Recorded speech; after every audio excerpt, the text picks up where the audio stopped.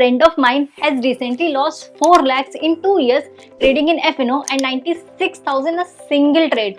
But that's a huge amount, right? And let's be honest, losing money is something that you would rather avoid. So he came to me asking for advice. I asked him 3 simple questions.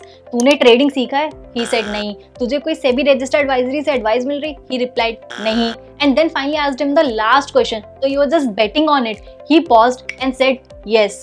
And that's when I realized he wasn't trading, he was gambling. That is the problem many people face when jumping into FNO, that they are not analyzing the markets properly. They are just hoping that the market goes their way without any strategy.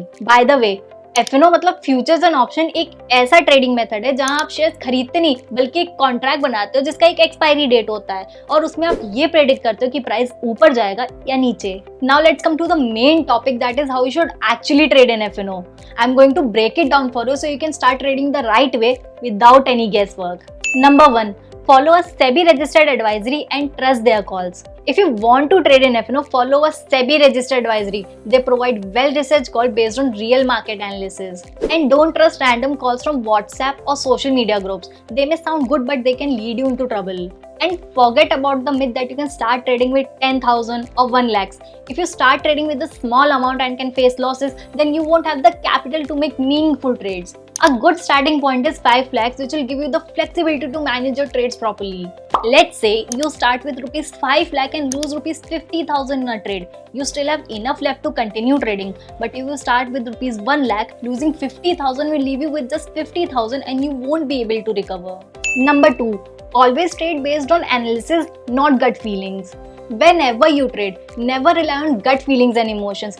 Base your decisions on solid analysis. Look at the past data, study the patterns and then make informed decisions. And make sure to always set a stop loss. This is your safety net which will limit your losses if the market goes against you.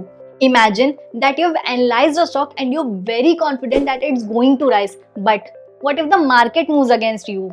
Setting a stop loss will minimize your losses and will protect your capital. So even if you're 90% sure, never skip the stop loss. Number 3. Patience is the key. One bad trade doesn't mean that you should stop trading.